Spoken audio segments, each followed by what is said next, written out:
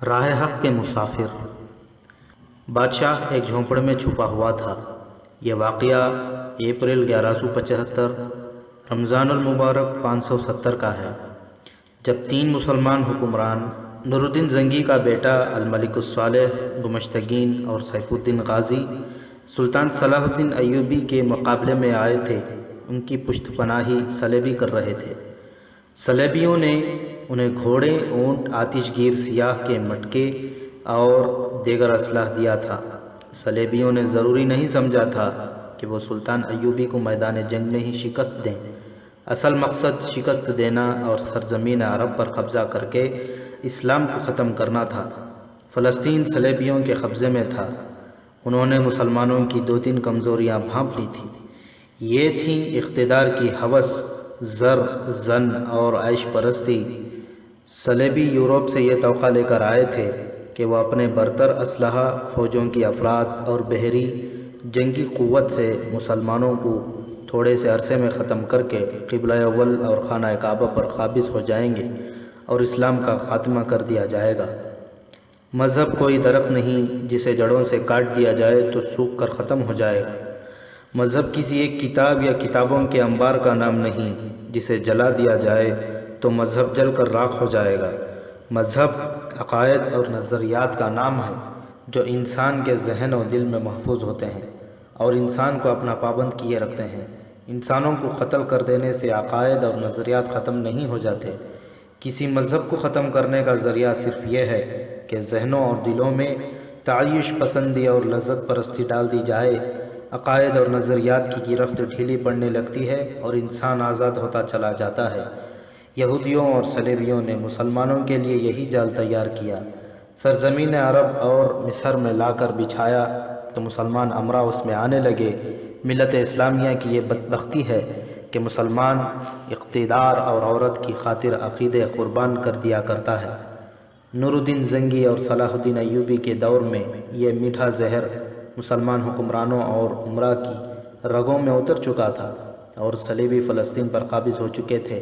متعدد مسلمان ریاستیں ایسی تھیں جن پر صلیبیوں کا قبضہ تو نہیں تھا، لیکن ریاستوں کے امراء کے دلوں پر انہی کا قبضہ تھا۔ صلیبی اور یہودی مسلمانوں کی کردار کشی میں اس حد تک کامیاب ہو چکے تھے کہ کسی بھی مسلمان سالار کے متعلق یقین سے نہیں کہا جا سکتا تھا کہ وہ سلطنت اسلامیہ کا وفادار ہے۔ زنگی اور ایوبی کے لیے یہ غدار بہت بڑا مسئلہ بن گئے تھے۔ 1174 سے 1175 میں سلطان ایوبی اور فلسطین کے درمیان کلمہ گو بھائی حائل ہو گئے تھے۔ صلیبی دور بیٹھے تماشا دیکھ رہے تھے۔ سلطان ایوبی ہر میدان میں صلیبیوں کو شکست پہ شکست دیتا چلا آ رہا تھا، مگر صلیبیوں نے مسلمان امراء کو ہی اس کے مقابلے پر کھڑا کر دیا۔ اس کا بے حد تکلیف دہ پہلو یہ تھا کہ نور الدین زنگی کا اپنا بیٹا الملک الصالح اسماعیل اس کی وفات کے بعد سلطان ایوبی کے مخالف کیمپ میں چلا گیا۔ وہ بادشاہ جو اپریل 1175 میں ایک جھونپڑے میں بیٹھا تھا، الملک الصالح کا اتحادی سیف الدین غازی تھا۔ ان کا تیسرا اتحادی گمشتگین تھا۔ آپ اس معرکے کی تفصیل پڑھ چکے ہیں جس میں سلطان ایوبی نے ان تینوں کی متحدہ فوج کو ایسی شرمناک شکست دی تھی کہ تینوں اپنی اپنی فوج کے مرکز ہیڈ کوارٹر کے خیمے ساز و سامان سمیت چھوڑ کر بھاگ گئے تھے۔ ان کی جو جنگی قیدی سلطان ایوبی کی فوج نے پکڑے تھے انہیں مسلمان سمجھ کر رہا کر دیا گیا تھا۔ یہ سلطان ایوبی کی قوم پرستی اور کشادہ ظرفی تھی جو اسے مہنگی پڑی۔ یہ قیدی واپس گئے تو انہیں فوج میں لے کر چند دنوں میں بکھری ہوئی فوجیں منظم کر لی گئی۔ یہ تو چند دنوں بعد کی بات ہے۔ میدان جنگ سے الملک الصالح، سیف الدین غازی اور گمشتگین کا بھاگنا بڑا عجیب تھا۔ انہیں ایک دوسرے کا ہوش نہیں تھا۔ گمشتگین ہرن کا قلعے دار تھا جو بغداد کے خلافت کے تحت تھا، لیکن جنگ سے پہلے اس نے خود مختاری کا اعلان کر دیا تھا۔ وہ بھاگا تو ہرن جانے کے بجائے حلب چلا گیا، جسے الملک الصالح نے اپنا دارالخلافہ بنا رکھا تھا۔ وہ اس خوف سے ہرن نہیں گیا کہ سلطان صلاح الدین ایوبی تعاقب میں آ کر اسے پکڑ لے گا۔ سیف الدین ایک اور شہر موصل اور اس کے مسافات کا حکمران امیر تھا۔ وہ حکمران ہی نہیں سالار بھی تھا، میدان جنگ کے داو پیچ سے واقف تھا، مگر اس نے اپنا ایمان بیچ ڈالا تھا، جو مومن کی تلوار بھی ہوتا ہے، ڈھال بھی۔ وہ میدان جنگ میں بھی حرم کی چیدہ لڑکیوں اور ناچنے والیوں کو ساتھ لے گیا تھا۔ شراب کے مٹکوں کے علاوہ خوبصورت پرندے بھی اس کے ساتھ تھے۔ وہ عیش و عشرت کا یہ سارا سامان وہیں چھوڑ کر بھاگا۔ اس کے ساتھ بھاگنے والوں میں اس کا نائب سالار اور ایک کمانڈر بھی تھا۔ اسے موصل جانا تھا، لیکن سلطان ایوبی کے چھاپا مار دشمن اس کے عقب میں چلے گئے تھے۔ انہوں نے دشمن کی بکھری ہوئی فوج کے لیے پسپائی محال کر دی تھی۔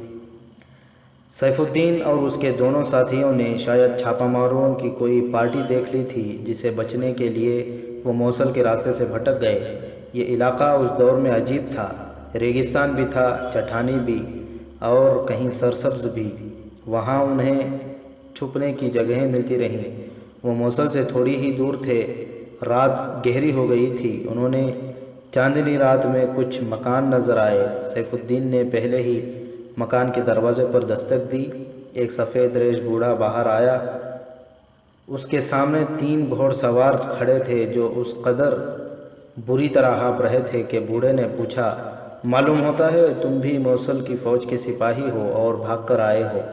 میں 2 دنوں سے سپاہیوں کو گزرتے دیکھ رہا ہوں۔ وہ پانی پینے کے لیے رکتے ہیں اور موصل کو چلے جاتے ہیں۔ یہاں سے موصل کتنی دور ہے؟ سیف الدین نے پوچھا۔ اگر تمہارے گھوڑوں میں دم ہے تو شہری تک پہنچ سکتے ہو، بوڑھے نے کہا۔ یہ گاؤں موصل کا ہی ہے۔ اگر تمہارے پاس جگہ ہو تو کیا ہم رات تمہارے ہاں گزار سکتے ہیں؟ سیف الدین نے پوچھا۔ جگہ دل میں ہوا کرتی ہے، بوڑھے نے جواب دیا۔ گھوڑوں سے اترو اور اندر چلو۔ ایک کمرے میں وہ تینوں مشعل کی روشنی میں بیٹھے تھے تو بوڑھے نے ان کے لباس کو غور سے دیکھا۔ ہمیں پہچاننے کی کوشش کر رہے ہو؟ سیف الدین نے مسکرا کر پوچھا۔ میں دیکھتا ہوں کہ تم سپاہی نہیں ہو، بوڑھے نے کہا۔ تمہارا رتبہ سالاری تک ہو سکتا ہے۔ یہ والیہ موصل سیف الدین غازی ہیں، نائب سالار نے کہا۔ تم نے کسی معمولی آدمی کو پناہ نہیں دی، تمہیں اس کا انعام ملے گا۔ میں نائب سالار ہوں اور یہ کمانڈر ہے۔ ایک بات غور سے سن لو میرے بزرگ، سیف الدین نے کہا۔ ہو سکتا ہے ہمیں تمہارے گھر زیادہ دن رکنا پڑے۔ ہم دن کے وقت باہر نہیں نکلیں گے، کسی کو پتہ نہ چلے کہ ہم یہاں ہیں۔ اگر کسی کو پتہ چل گیا تو تمہیں سزا ملے گی، اور اگر تم نے یہ راز چھپائے رکھا تو انعام ملے گا، جو مانگو گے ملے گا۔ میں نے والیہ موصل کو پناہ نہیں دی، بوڑھے نے کہا۔ آپ بھولے بھٹکے مصیبت کے مارے میرے ہاں آئے ہیں۔ جتنے دن رہیں گے خدمت کروں گا۔ اگر آپ چھپ کر رہنے کی خواہش مند ہیں تو چھپائے رکھوں گا، اور مجھے آپ کے ساتھ اس لیے بھی دلچسپی ہے کہ میرا بیٹا آپ کی فوج میں سپاہی ہے۔ ہم اسے ترقی دیں گے، نائب سالار نے کہا۔ اگر آپ اسے فوج سے سبکدوش کر دیں تو میرے لیے یہ بہت بڑا انعام ہے، بوڑھے نے کہا۔ ہاں، سیف الدین نے کہا، ہم اسے فوج سے سبکدوش کر دیں گے۔ ہر باپ کی خواہش ہوتی ہے کہ اس کا بیٹا زندہ رہے۔ میں نے اس کی زندگی کی آرزو کبھی نہیں کی، بوڑھے نے کہا۔ میں نے اسے اپنی قوم کی فوج میں بھیج کر خدا کے سپرد کیا تھا۔ میں بھی سپاہی تھا، آپ ابھی پیدا نہیں ہوئے تھے جب میں فوج میں بھرتی ہوا تھا۔ اللہ آپ کے والد مرحوم قطب الدین غازی کو جنت عطا فرمائے۔ میں ان کے دور میں سپاہی تھا۔ ہم نے کفار کے خلاف معرکے لڑے ہیں، مگر میرے بیٹے کو آپ اپنے بھائیوں کے خلاف لڑانے لے گئے ہیں۔ میں اس کی شہادت کا آرزو مند تھا، موت کا نہیں۔ صلاح الدین ایوبی نام کا مسلمان ہے، سیف الدین نے کہا۔ اس کے خلاف جنگ جائز ہے، بلکہ فرض ہے، محترم بزرگ، نائب سالار نے کہا۔ ان باتوں کو آپ نہیں سمجھیں گے۔ ہم بہتر جانتے ہیں کہ کون مسلمان اور کون کافر ہے۔ میرے بیٹوں، بوڑھے نے کہا، عبرت حاصل کرو۔ میری عمر 75 سال ہو گئی ہے۔ میرا باپ 90 برس کی عمر میں مرا تھا، اور اس کا باپ 50 برس کی عمر میں میدان جنگ میں شہید ہوا تھا۔ دادا نے اپنے وقتوں کے قصے کہانیاں میرے باپ کو سنائے تھے۔ میرے باپ نے وہ میرے سینے میں ڈال دیے تھے۔ اس طرح میں دعویٰ کر سکتا ہوں کہ جو میں جانتا ہوں وہ تم نہیں جانتے۔ بادشاہی کی ہوس نے جسے بھی بھائی سے لڑایا وہ ایک نہ ایک دن بھاگ کر کسی غریب کے جھونپڑے میں جا چھپا۔ جو تم سے پہلے گزر گئے ہیں ان کا بھی یہی انجام ہوا تھا۔ تمہاری 3 فوجوں کو صلاح الدین ایوبی کی ایک فوج نے پسپا کر دیا ہے، اور جس حالت میں پسپا کیا ہے وہ 2 دنوں سے دیکھ رہا ہوں۔ تمہارے ساتھ 10 فوجیں ہوتیں تو بھی یہ بھی اسی طرح بھاگتیں۔ جو حق پر ہوتے ہیں وہ فتح حاصل کرتے ہیں، اور جب انہیں شکست ہوتی ہے تو وہ بھاگتے نہیں، ان کی لاشیں میدان جنگ سے اٹھائی جاتی ہیں، وہ چھپتے نہیں۔ تم صلاح الدین ایوبی کے حامی معلوم ہوتے ہو؟ سیف الدین نے ایسے لہجے میں کہا کہ جس میں غصے کی جھلک تھی۔ ہمیں تم پر بھروسہ نہیں کرنا چاہیے۔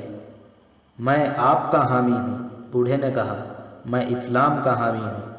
میں اپنے تجربے کی روشنی میں آپ کو یہ بتانا چاہتا ہوں کہ آپ نے اپنے بھائیوں کے دشمن کو دوست سمجھا اور یہ نہ سمجھ سکے کہ وہ آپ کے مذہب کا دشمن ہے۔ آپ کی شکست کا سبب یہی ہے۔ آپ مجھ پر بھروسہ کریں۔ اگر سلطان صلاح الدین ایوبی کی فوج یہاں اچانک آ گئی تو میں آپ کو چھپائے رکھوں گا، دھوکہ نہیں دوں گا۔ اتنے میں ایک جوان اور خوبصورت لڑکی کھانا لے کر کمرے میں آئی۔ اس کے پیچھے ایک جوان عورت آئی، اس کے ہاتھ میں بھی کھانا تھا۔ سیف الدین کی نظریں لڑکی پر جم گئیں۔ وہ کھانا رکھ کر چلی گئیں تو سیف الدین نے بوڑھے سے پوچھا کہ یہ کون ہے؟ چھوٹی میری بیٹی ہے، بوڑھے نے جواب دیا، اور بڑی میری بہو، میرے اس بیٹے کی بیوی جو آپ کی فوج میں ہے۔ مجھے یوں محسوس ہوتا ہے جیسے میری بہو بیوہ ہو گئی ہو۔ اگر تمہارا بیٹا مارا گیا ہے تو میں تمہیں بے انداز رقم دوں گا، سیف الدین نے کہا، اور اپنی بیٹی کے متعلق تمہیں کوئی فکر نہیں کرنی چاہیے۔ یہ کسی جھونپڑے میں کسی سپاہی کی دلہن بن کر نہیں جائے گی۔ ہم نے اسے اپنی زوجیت کے لیے پسند کر لیا ہے۔ میں نے نہ اپنا بیٹا بیچا ہے نہ بیٹی کو بیچوں گا، بوڑھے نے کہا۔ جھونپڑے میں پل کر جوان ہونے والی بیٹی کسی سپاہی کے جھونپڑے میں ہی اچھی لگتی ہے۔ میں آپ سے ایک بار پھر درخواست کرتا ہوں کہ مجھے لالچ نہ دیں۔ آپ میرے مہمان ہیں، میزبانی کا ہر فرض ادا کروں گا۔ تم سو جاؤ، سیف الدین نے بوڑھے سے کہا۔ ہمیں تم پر بھروسہ ہے اور خوشی ہے کہ ہماری ریاست میں تم جیسے صاف گو اور بااصول بزرگ موجود ہیں۔ بوڑھا چلا گیا تو سیف الدین نے اپنے ساتھیوں سے کہا، اس قسم کے انسان دھوکہ نہیں دیا کرتے۔ تم نے اس کی بیٹی کو غور سے دیکھا تھا؟ اچھا موتی ہے، نائب سالار نے کہا۔ حالات ذرا بہتر ہو لیں یہ موتی اپنی جھولی میں ہوگا، سیف الدین نے مسکرا کر کہا، پھر چونک کر اپنے نائب سالار سے کہنے لگا، تم موصل کی خبر لو، فوج کو یکجا کرو، صلاح الدین ایوبی کی سرگرمیاں بھانپو اور مجھے بہت جلدی بتاؤ کہ میں موصل آ جاؤں یا کچھ دیر رکا رہوں۔ اور تم، اس نے کمانڈر سے کہا، حلب والوں کو بتا دو کہ میں کہاں ہوں، خود جاؤ یا کسی کو بھیجو۔ دونوں روانہ ہو گئے۔ سیف الدین جو شراب میں بدمست ہو کر حسین سے حسین تر لڑکیوں سے دل بہلا کر محل میں سونے کا عادی تھا، ایک کچے سے مکان کی فرش پر سو گیا۔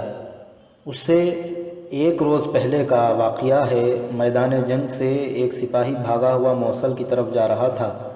وہ گھوڑا دوڑاتا تھا، رکتا تھا اور آہستہ آہستہ چلانے لگتا تھا۔ کبھی گھوڑا روک کر گھبراہٹ کے عالم میں ادھر ادھر دیکھتا تھا۔ وہ عام راستے سے کچھ ہٹ کر جا رہا تھا۔ معلوم ہوتا تھا اس پر خوف طاری ہے اور اس کا ذہن اس کے قابو میں نہیں۔ ایک جگہ اس نے گھوڑا روکا، اترا اور قبلہ رو ہو کر نماز پڑھنے لگا۔ دعا کے لیے ہاتھ اٹھائے تو زار و خطار رو پڑا۔ وہاں سے وہ اٹھا نہیں، سر ہاتھوں میں لے کر بیٹھا رہا۔ یہ فوجیں جب صلاح الدین ایوبی سے شکست کھا کر بکھری اور پسپا ہوئی تھیں، سلطان ایوبی کے کئی ایک جاسوس ان میں شامل ہو گئے تھے۔ یہ سلطان ایوبی کی انٹیلیجنس کا طریقہ تھا کہ جب دشمن پسپا ہوتا تھا تو کچھ جاسوس بھاگے ہوئے سپاہیوں یا جنگ کی ضد میں آئے ہوئے گاؤں کے مہاجروں کے بہروٹ میں دشمن کے علاقے میں چلے جاتے اور دشمن کی تنظیم نو، عزائم اور دیگر قوائف دیکھ کر اطلاعیں فراہم کرتے تھے۔ دمشق سے جب الملک الصالح اپنی فوج کے ساتھ بھاگا تھا تو بھی جاسوسوں کی خاصی تعداد فوج اور بھاگے ہوئے شہریوں کے ساتھ چلی گئی تھی۔ جیسا کہ پہلے وضاحت میں بیان کیا جا چکا ہے کہ سلطان ایوبی آدھی جنگ جاسوسی کے نظام سے جیت لیا کرتا تھا۔ جاسوسی کے لیے جن آدمیوں کو منتخب کیا جاتا وہ غیر معمولی طور پر ذہین، ٹھنڈے مزاج والے، فیصلے کی اہلیت اور خود اعتمادی رکھنے والے، لڑاکے اور پھرتیلے ہوتے تھے۔ اپریل 1175 میں سلطان ایوبی نے اپنے مسلمان دشمنوں کی متحدہ فوج کو شکست دی تو اس کی انٹیلیجنس کے سربراہ حسن بن عبداللہ نے ان جاسوسوں کو جو اس کام کے لیے تربیت یافتہ تھے دشمن کی بکھری ہوئی فوج میں شامل ہو کر حلب، موصل اور ہرن تک جانے اور دشمن کے آئندہ عزائم معلوم کرنے کو بھیج دیا۔ ان میں بعض دشمن کی فوج کے لباس میں تھے اور بعض دیہاتی لباس میں۔ ان کا جانا بہت ہی ضروری تھا کیونکہ یہ خطرہ ہر لمحہ موجود تھا کہ دشمن تنظیم نو ری پروگرامنگ کر کے جوابی حملہ کرے گا۔ سلطان ایوبی نے دشمن کو جو نقصان پہنچایا تھا اس سے اسے اندازہ تھا کہ دشمن ری پروگرامنگ میں خاصے دن صرف کرے گا۔ دشمن کی 3 فوجیں تھیں۔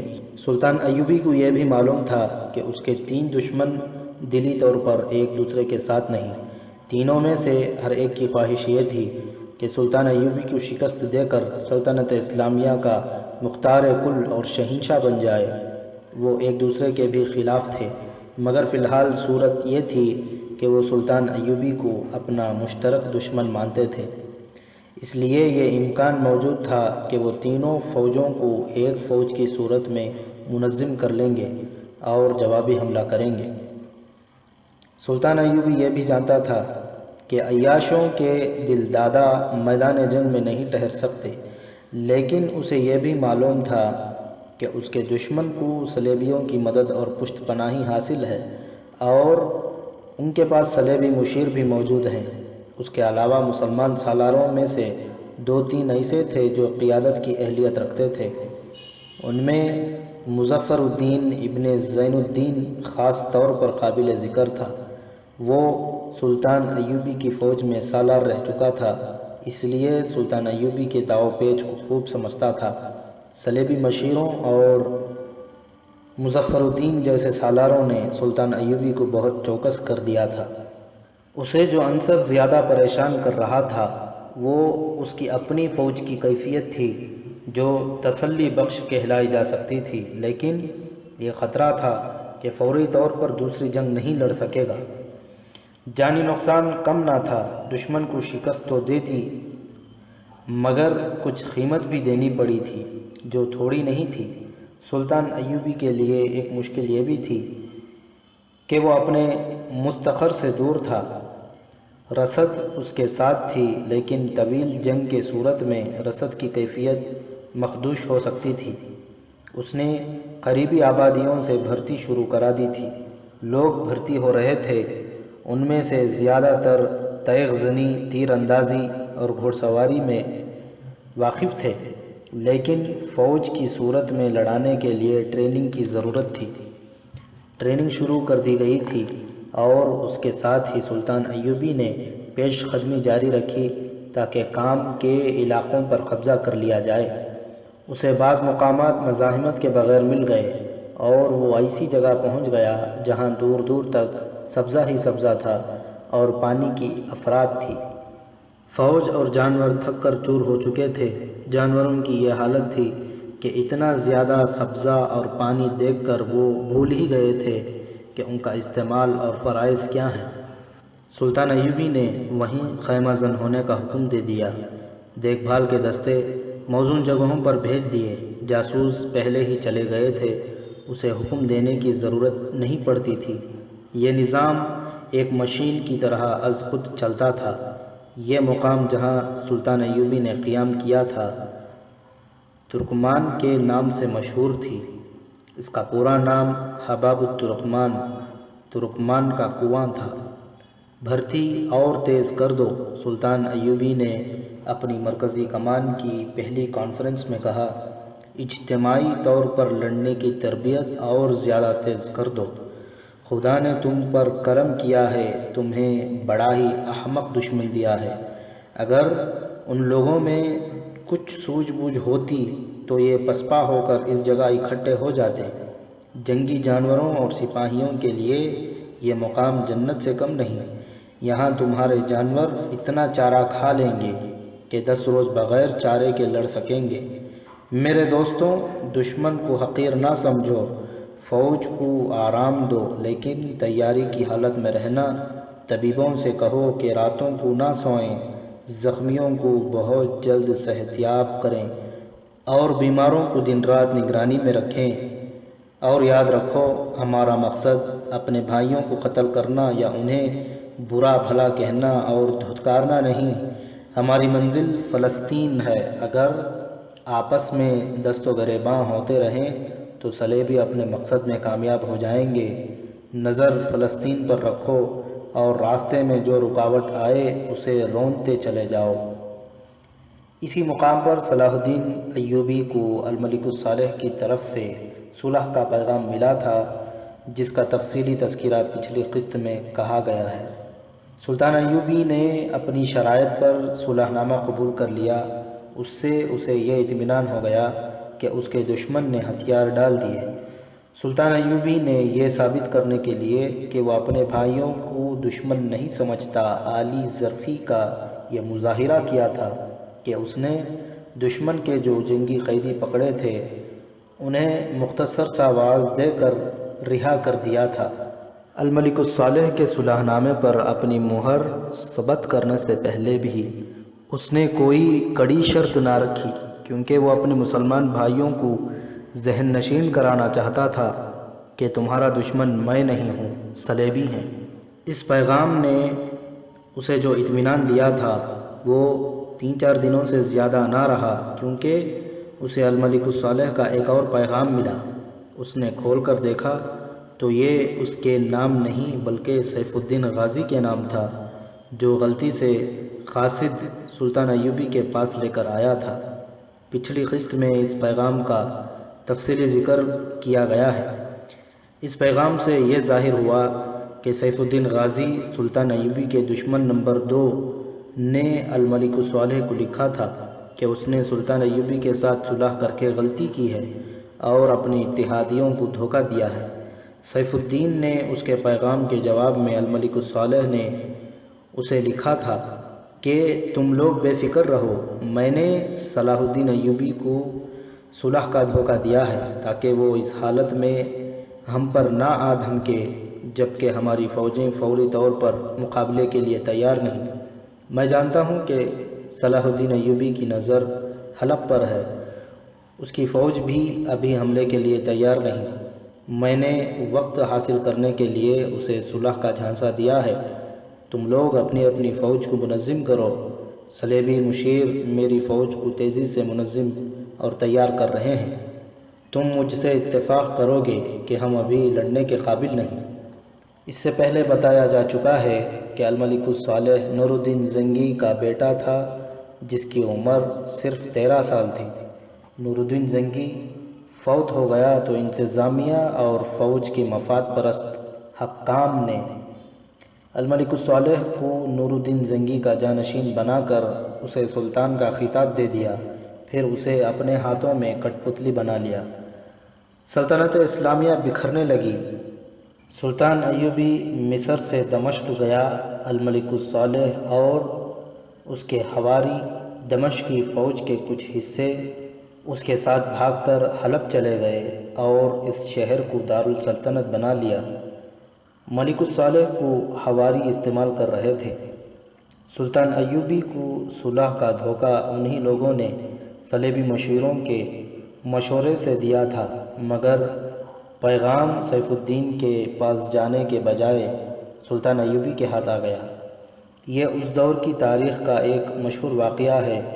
بعض مورخین نے لکھا ہے کہ قاصد یہ پیغام غلطی سے صلاح الدین ایوبی کے پاس لے گیا تھا، لیکن مسلمان مورخین نے، جن میں سراج الدین قابل ذکر ہے، دعووں سے لکھا ہے کہ قاصد سلطان صلاح الدین ایوبی کا جاسوس تھا۔ سلطان ایوبی کو اس پیغام نے پریشان کر دیا، لیکن اس کی پریشانی سے متاثر ہو کر فوری طور پر کوچ اور حملے کا حکم نہ دیا۔ دشمن کی طرح اسے بھی اپنی فوج کی کیفیت کو بہتر بنانے کی ضرورت تھی۔ اس کے پیش نظر سب سے پہلے اہم پہلو یہ تھا کہ اس کا دشمن اپنے مستقر کے قریب تھا اور وہ خود مستقر سے بہت دور۔ رسد کا راستہ طویل اور غیر محفوظ ہو گیا تھا۔ اس کے علاوہ وہ اندھا دھند پیش قدمی کا قائل نہیں تھا۔ جاسوسوں کی مستند رپورٹوں کے بغیر وہ آگے نہیں بڑھتا تھا، اس کے بجائے وہ دشمن کو آگے آنے کی مہلت دیتا تھا۔ چنانچہ اس نے حسن بن عبداللہ سے کہا کہ وہ کچھ اور جاسوس دشمن کے علاقے میں بھیج دے جو بہت جلدی معلومات حاصل کر کے بھیجیں۔ اس کے علاوہ اس نے کچھ اور ضروری انتظامات کیے۔ اس نے اپنی مرکزی کمان سے کہا کہ وہ حملہ نہیں کرے گا بلکہ دشمن کو حملے کی مہلت دے گا تاکہ وہ اپنے اڈے سے دور نکل آئیں۔ ان ہدایات کے بعد وہ دور دور کی زمین کا جائزہ لینے لگا جہاں اس نے دشمن کو لڑانا تھا۔ ذکر اس سپاہی کا ہو رہا تھا جو میدان جنگ سے بھاگ کر موصل کی سمت جا رہا تھا۔ وہ موصل یعنی سیف الدین غازی کی فوج کا سپاہی تھا۔ اس فوج کا بہت سارا حصہ تو اجتماعی طور پر پسپا ہوا تھا۔ جو سپاہی چھوٹی چھوٹی ٹولیوں میں تھے وہ بکھر کر اکیلے اکیلے بھاگے تھے۔ یہ سپاہی اکیلے بھاگنے والوں میں سے تھے۔ وہ پریشانی کے عالم میں تھا۔ اس نے ایک جگہ گھوڑا روکا، نماز پڑھی اور دعا کرتے رو پڑا۔ پھر وہ اٹھا نہیں، سر ہاتھوں میں لے کر بیٹھا رہا۔ ایک گھوڑ سوار اس کے قریب جا رکا۔ سپاہی عالم خیال میں ایسا محو تھا کہ گھوڑے کے قدموں کی آہٹ بھی اسے بیدار نہ کر سکی۔ سوار گھوڑے سے اترا اور سپاہی کے کندھے پر ہاتھ رکھا۔ تب اس نے بدک کر اوپر دیکھا۔ یہ تو میں بتا سکتا ہوں کہ تم میدان جنگ سے پسپا ہو کر آئے ہو۔ سوار نے اس کے پاس بیٹھے ہوئے کہا، لیکن تم اس طرح کیوں بیٹھے ہو؟ اگر زخمی ہو تو میں کچھ مدد کروں۔ میرے جسم پر کوئی زخم نہیں، سپاہی نے جواب دیا اور دل پر ہاتھ رکھ کر کہا، میرے دل میں گہرا زخم آیا ہے۔ یہ گھوڑ سوار جو اس کے پاس آ بیٹھا تھا سلطان ایوبی کے ان جاسوسوں میں سے تھا جنہیں دشمن کی پسپائی سے فائدہ اٹھاتے ہوئے دشمن کے علاقے میں جانے کو بھیجا گیا تھا۔ اس کا نام داؤد تھا۔ ٹریننگ کے مطابق وہ اس سپاہی کا غور سے جائزہ لے رہا تھا۔ اسے وہ استعمال کر سکتا تھا۔ اپنی ذہانت سے وہ سمجھ گیا کہ یہ سپاہی جذباتی لحاظ سے اکھڑا ہوا ہے اور یہ شکست کی دہشت کا اثر ہے۔ اس نے سپاہی کے ساتھ ایسی باتیں کی کہ سپاہی کے دل میں جو غبار تھا وہ باہر آ گیا۔ سپاہ گیری میرا خاندانی پیشہ ہے، سپاہی نے کہا۔ میرا باپ سپاہی تھا، دادا بھی سپاہی تھا۔ سپاہ گیری ہمارا ذریعہ معاش بھی ہے اور ہماری روح کی غذا بھی۔ میں اللہ کا سپاہی ہوں، اپنے مذہب اور اپنی قوم کے لیے لڑتا ہوں۔ مجھے معلوم تھا کہ صلیبی ہمارے مذہب کے بدترین دشمن ہیں، اور مجھے یہ بھی معلوم ہے کہ ہمارا قبلہ اول صلیبیوں کے قبضے میں ہے۔ میرے باپ نے مجھے دوستی اور دشمنی کی تاریخ زبانی سنائی تھی۔ میں اسلامی جذبے سے فوج میں شامل ہوا تھا۔ تھوڑا عرصہ گزرا، ہمیں بتایا جانے لگا کہ صلاح الدین ایوبی صلیبیوں کا دوست ہے اور بدکار آدمی ہے۔ اس سے پہلے ہم سنتے تھے کہ صلاح الدین ایوبی صلیبیوں کے خلاف لڑ رہا ہے اور صلیبی اس سے ڈرتے ہیں اور وہ صلیبیوں سے قبلہ اول آزاد کرائے گا۔ ہماری فوج کے امام نے بھی ہمیں صلاح الدین ایوبی کے خلاف بہت بری بری باتیں بتائیں۔ ہم اپنی ریاست کے والی سیف الدین غازی کو سچا سمجھتے رہے۔ ایک روز ہماری فوج کو کوچ کا حکم ملا۔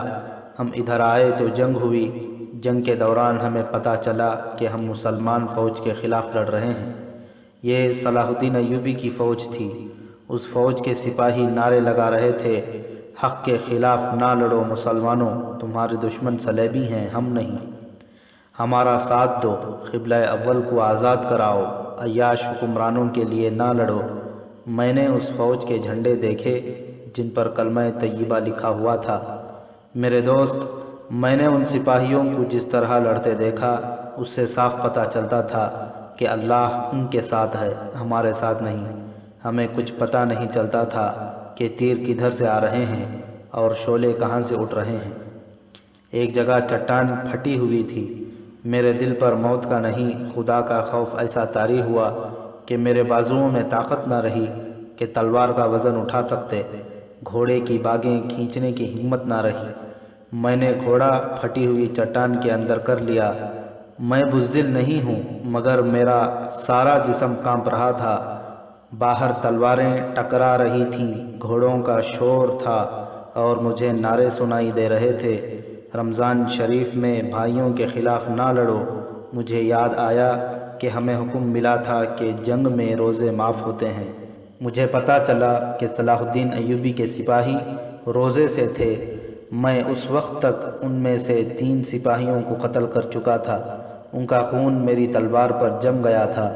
سپاہی اپنی تلوار پر خون دیکھ کر خوش ہوا کرتا ہے، مگر میں اپنی تلوار کو دیکھنے سے گھبرا رہا تھا، کیونکہ میری تلوار کے ساتھ میرے بھائیوں کا خون تھا۔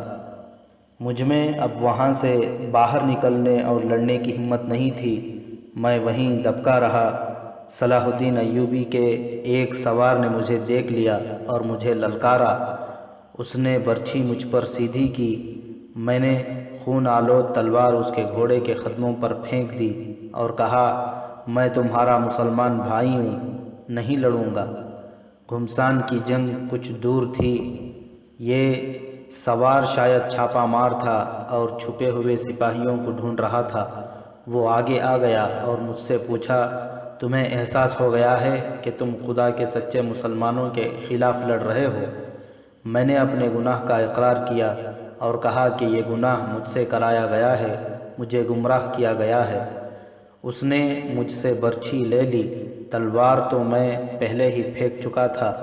اس نے ایک طرف اشارہ کر کے کہا، خدا سے اپنی گناہ کی بخشش مانگو اور ادھر کو نکل جاؤ، پیچھے نہ دیکھنا، میں اللہ کے حکم سے تمہاری جان بخشی کرتا ہوں۔ میری آنکھوں میں آنسو آ گئے تھے۔ میدان جنگ میں دشمن جان بخشی نہیں کیا کرتے۔ میں نے گھوڑے کو ایڑ لگائی اور جو راستہ اس نے بتایا تھا گھوڑا اس پر ڈال دیا۔ وہ محفوظ راستہ تھا۔ میں میدان جنگ سے دور نکل آیا۔ رات کو ایک جگہ رکا اور سو گیا۔ خواب میں مجھے وہ 3 سپاہی نظر آئے جنہیں میں نے جنگ میں قتل کیا تھا۔ ان کے جسموں سے خون بہہ رہا تھا۔ وہ میرے ارد گرد آہستہ آہستہ گھوم رہے تھے۔ ان کے پاس کوئی ہتھیار نہیں تھا۔ وہ مجھے کچھ نہیں کہہ رہے تھے، خاموش تھے۔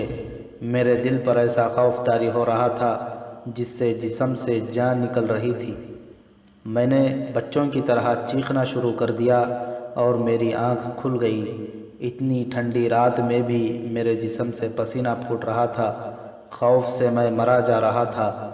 میں نفل پڑھنے لگا اور روتا رہا۔ میں 3-4 دنوں سے بھٹک رہا ہوں۔ رات کو میں سو نہیں سکتا، دن کو کہیں چین نہیں آتا۔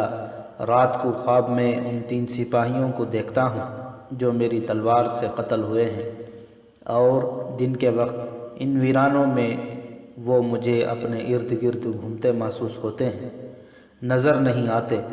اگر وہ سوار جس نے مجھے چٹان میں چھپا ہوا دیکھ لیا تھا مجھے قتل کر دیتا تو اچھا ہوتا۔ اس نے میری جان بخشی کر کے مجھ پر بہت بڑا ظلم کیا ہے۔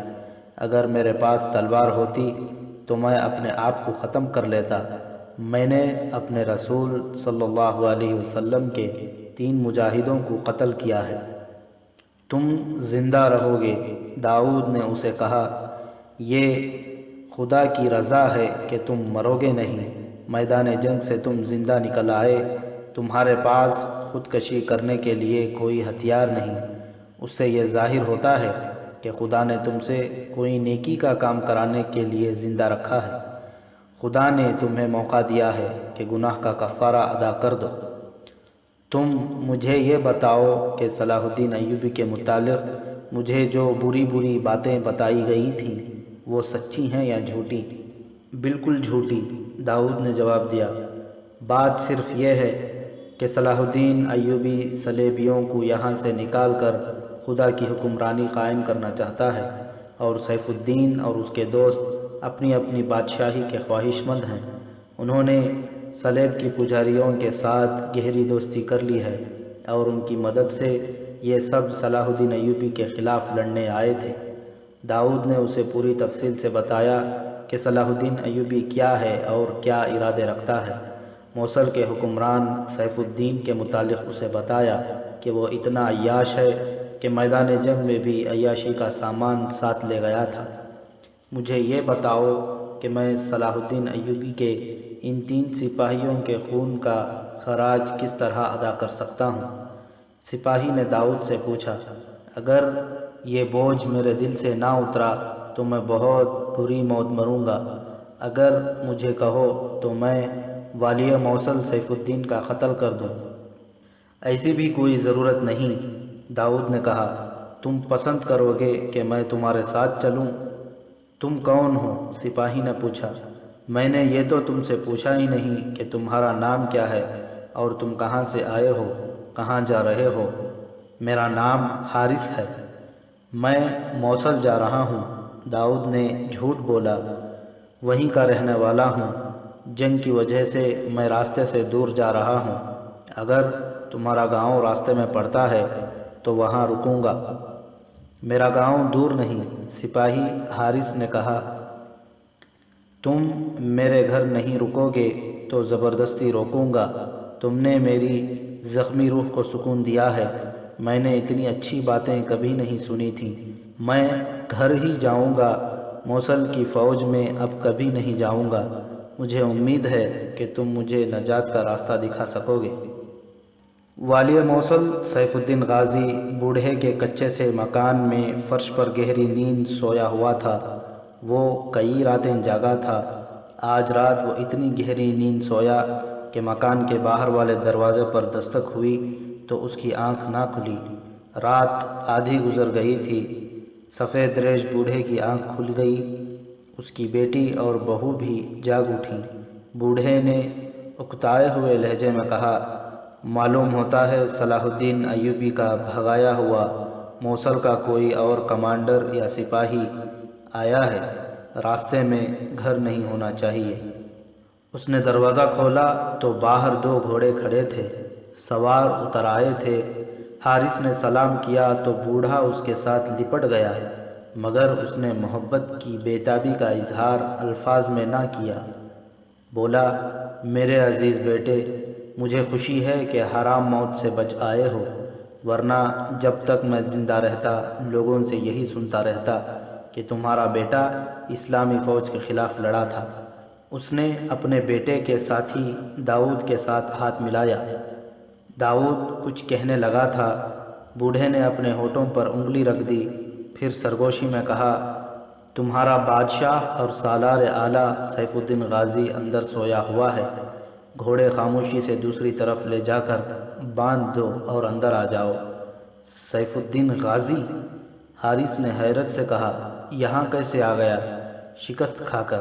بوڑھے نے سرگوشیوں میں جواب دیا، اندر چلو۔ گھوڑے دوسری طرف سے اندر لے جا کر باندھ دیے گئے۔ داؤد اور حارث کو بوڑھا اندر لے گیا۔ حارث ہی اس کا وہ سپاہی بیٹا تھا جس کے متعلق اس نے سیف الدین کو بتایا تھا۔ حارث داؤد کو اسی کمرے میں لے گیا جہاں اس کی بیوی اور جوان بہن تھی۔ اس نے باپ سے کہا، اس کا نام داؤد ہے، اس سے بہتر اور کوئی دوست نہیں ہو سکتا۔ کیا تم بھی بھاگ کر آئے ہو؟ بوڑھے نے داؤد سے پوچھا۔ میں فوجی نہیں ہوں، داؤد نے جواب دیا، موصل جا رہا ہوں، جنگ نے مجھے راستے سے ہٹا دیا تھا۔ حارث مل گیا تو اس کے ساتھ چل پڑا۔ مجھے یہ بتاؤ کہ والی موصل ہمارے گھر میں کیسے آیا ہے؟ حارث نے اپنے باپ سے پوچھا۔ سفید ریش باپ نے اسے بتایا کہ وہ کس طرح آیا ہے۔ آج ہی رات آیا ہے، اس نے کہا۔ اس کے ساتھ ایک نائب سالار اور کمانڈر تھا۔ ان دونوں کو اس نے کہیں بھیج دیا ہے۔ میرے کانوں میں اس کے یہ الفاظ پڑے تھے کہ فوج کو یکجا کرو اور مجھے بتاؤ کہ وہ موصل آ جاؤں یا ابھی چھپا رہوں۔ میں اس وقت دروازے کے قریب تھا۔ کیا آپ نے اس کی باتوں سے محسوس کیا ہے کہ وہ موصل کی فوج کو یکجا کر کے فوری طور پر لڑنا چاہتا ہے؟ داؤد نے پوچھا۔ ابھی تو وہ اتنا ڈرا ہوا ہے کہ مجھے کہتا تھا کہ کسی کو پتہ نہ چلنے دو کہ یہ یہاں ہے۔ بوڑھے نے جواب دیا، میں اپنے تجربے کی بنا پر کہہ سکتا ہوں کہ اس کا یہ ارادہ صلاح الدین ایوبی کے خلاف لڑنے کا ضرور ہے۔ اپنے کمانڈر کو اس نے موصل کی بجائے کسی اور طرف بھیجا ہے۔ میں اسے قتل کروں گا، حارث نے کہا۔ اس نے مسلمان کے خلاف لڑایا ہے۔ اللہ اکبر کے نعرے لگانے والوں نے ایک دوسرے کا خون بہایا ہے، مجھے پاگل کیا ہے۔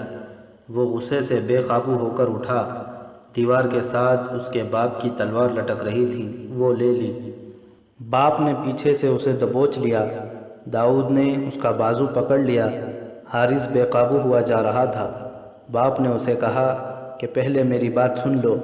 داؤد نے ابھی اسے روکا اور کہا کہ ایسے فیصلے کرنے سے پہلے سوچ لینا اچھا ہوتا ہے۔ ہم اسے قتل کر کے ہی چین کا سانس لیں گے، لیکن پہلے آپس میں صلح مشورہ کر لیں۔ حارث مان تو گیا، لیکن پھنکار رہا تھا۔ غصے کی شدت سے اس کی آنکھیں سرخ ہو گئی تھیں۔ اسے قتل کرنا کوئی مشکل کام نہیں۔ بوڑھے نے اپنے بھپرے ہوئے بیٹے کو بٹھا کر کہا، وہ گہری نیند سویا ہوا ہے، اسے تو میرے ناتواں بازو بھی قتل کر سکتے ہیں۔ اس کی لاش کو چھپایا بھی جا سکتا ہے، مگر اس کے جو 2 ساتھی چلے گئے ہیں وہ ہمیں چھوڑیں گے نہیں، وہ ہمیں شک میں پکڑ لیں گے۔ تمہاری جوان بیوی اور جوان بہن کے ساتھ بہت برا سلوک کریں گے۔ اگر ہم انہیں بتائیں گے کہ والی موصل چلا گیا ہے تو وہ نہیں مانیں گے، کیونکہ اس نے انہیں کہا تھا کہ وہ یہی واپس آئیں۔ معلوم ہوتا ہے آپ سیف الدین کو سچا سمجھتے ہیں، حارث نے کہا۔ آپ مسلمان کے خلاف مسلمان کی لڑائی کو بھی جائز سمجھتے ہیں۔ یہ بھی ایک وجہ ہے کہ میں اسے اپنے گھر میں قتل نہیں کرنا چاہتا، بوڑھے نے کہا۔ میں نے اسے صاف الفاظ میں بتا دیا ہے کہ میں اسے سچا نہیں سمجھتا۔ اس نے مجھے کہا کہ تم صلاح الدین ایوبی کے حامی معلوم ہوتے ہو۔ اس نے مجھے یہ لالچ بھی دیا کہ اگر تمہارا بیٹا جنگ میں مارا گیا تو میں اس کے عوض بہت رقم دوں گا۔ میں نے اس سے کہا کہ میں اپنے بیٹے کی شہادت کا خواہش مند ہوں، حرام موت یا رقم کا نہیں۔ سیف الدین میرے خیالات جان گیا۔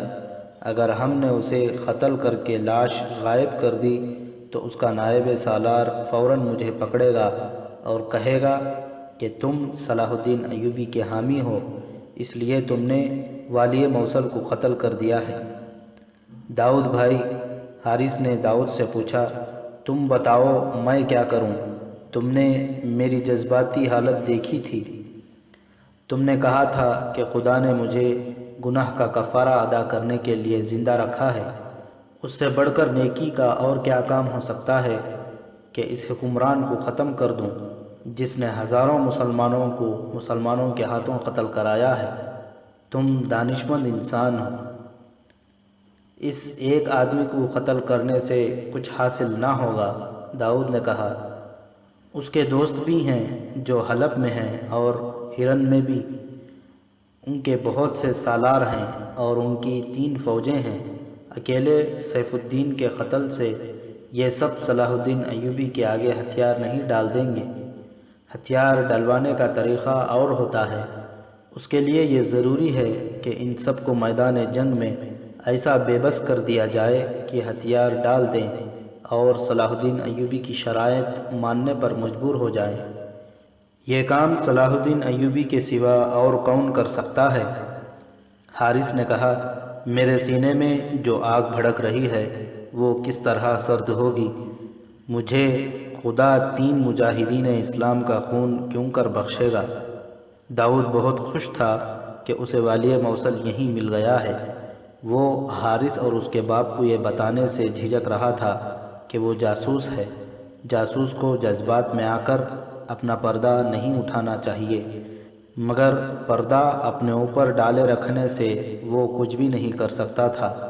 اس نے تو یہ سوچ لیا تھا کہ سیف الدین جہاں بھی جائے گا وہ اس کا تعاقب کرے گا اور اس کی سرگرمیوں کو غور سے دیکھے گا، لیکن اتنے دن حارث کے گھر میں ٹھہرنا مشکل نظر آ رہا تھا۔ اسے باپ بیٹے کے تعاون کی ضرورت تھی، یہ فیصلہ کرنے کے لیے کہ وہ اعتماد میں لے یا نہ لے۔ اس نے ان کے ساتھ اپنے انداز سے باتیں شروع کر دیں۔ اس نے دیکھا کہ حارث تو سیف الدین کو قتل کرنے پر تلا ہی ہوا ہے، اس کا باپ بھی صلاح الدین ایوبی کے اس دشمن کا نام حقارت سے لیتا ہے۔ اگر میں آپ کو ایسا طریقہ بتاؤں جس سے سیف الدین آئندہ اٹھنے کے قابل نہ رہے تو کیا آپ میرا ساتھ دیں گے؟ داؤد نے اس سے پوچھا، میرے بیٹے کی طرح تم جذبات سے نہیں سوچ رہے تو میں تمہارا ساتھ دوں گا، بوڑھے نے کہا، اور میں قتل سے ہٹ کر کچھ اور نہیں سنوں گا۔ حارث نے کہا، اگر تم اپنی عقل اور اپنے جذبات کی لگام میرے ہاتھ میں دے دو تو تمہارے ہاتھوں ایسا کام کراؤں جو تمہاری روح کو سکون اور چین سے مالا مال کر دے۔ داؤد نے دونوں کو بڑی غور سے دیکھا۔ حارث کی بیوی اور بہن ذرا الگ ہٹ کر بیٹھی سن رہی تھی۔ داؤد نے انہیں بھی غور سے دیکھا اور کہا، مجھے قرآن دو۔ حارث کی بہن نے اٹھ کر قرآن اٹھایا، آنکھوں سے لگایا، چوما اور داؤد کو دے دیا۔ داؤد نے بھی قرآن کو آنکھوں سے لگایا، چوما اور قرآن کھولا۔ اس نے ایک جگہ انگلی رکھی اور پڑھا،